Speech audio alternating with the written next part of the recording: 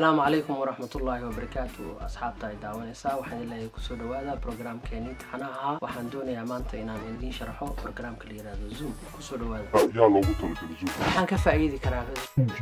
Zoom waa program meeting program oo dadka isticmaalaan oo waayahan dambe sida coronavirus u yimid ay qof walba uu ku mashquulsan yahay Zoom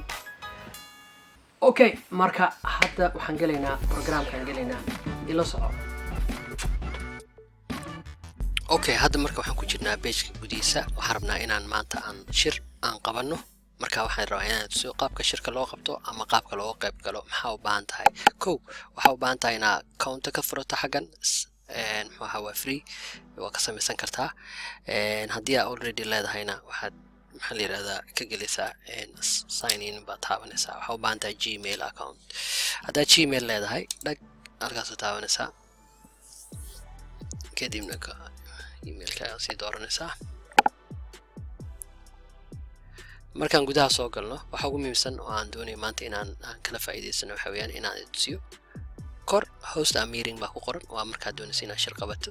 join a meeting haddaad doonayso inaad shirka ka qayb gasho ama schedule a meeting haddaad doonayso inaad shir jadwal ahaan aad samayso beri ama isniinta dambe ama arbacada dambe taariikhda ku qoraysaa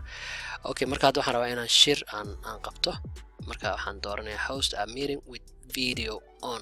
taas waxay ka dhigan tahay videoga uu daarmanay automatically kamarada ku xiran marka si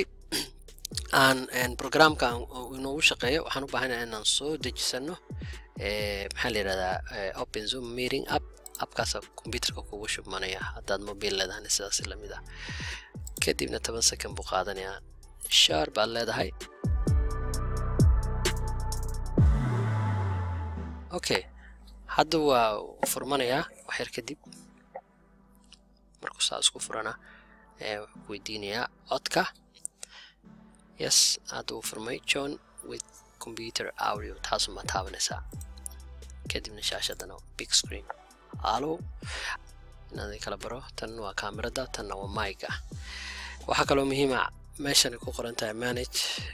dadka soo gala ayaa ku manage gareyn karta hadda kaliya baa jooga waxaa kale uu leeyahay share screen waxaad share gareyn kartaa shaashadaada wuxuu kale uu leeyahay recording waad duubi kartaa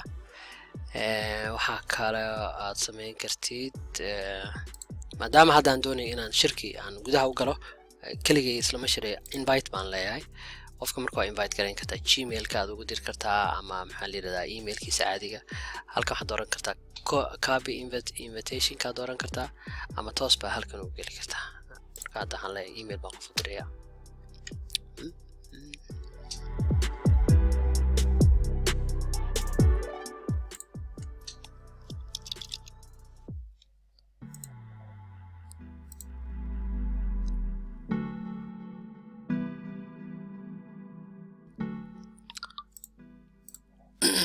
marka qofka hadda u qoray aan emailka u diray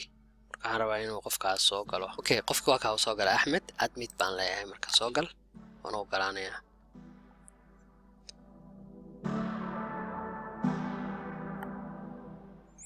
marka hadda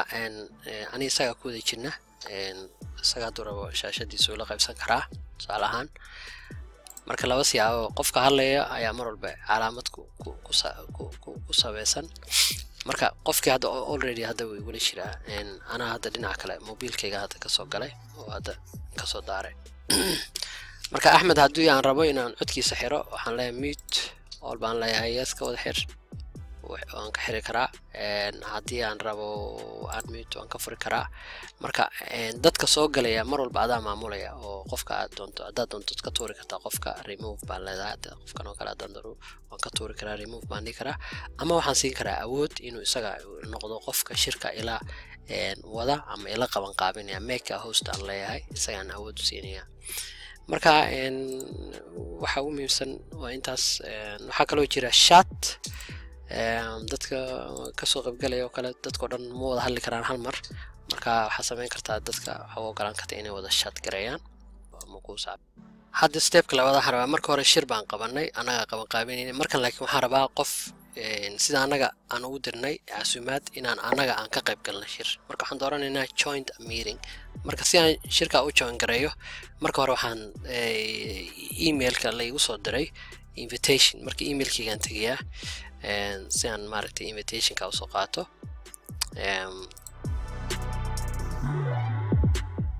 kadibna waxaan taabanayaa marka email lagu soo diro qofku soo diro linkiga ku soo galaya moogta linkigaasaad taabanaysaa markaa kadibna abna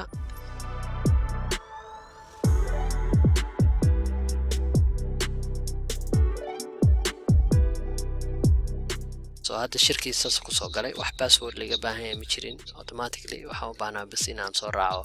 linkiga halkaa ku qoran toosaan u soo galay so inta kale waa isku mid qofka haddaa rabto isaga kusoo casuumo waxaad waa la sheer garayn karaa isaga kula sheer garayn karaa waa arki kartaa inta qofka ku jirta aad baad u mahadsantihiin wixii talo iyo tusaale ah oo isku soo qora khayr badan baa idin rajeynayaa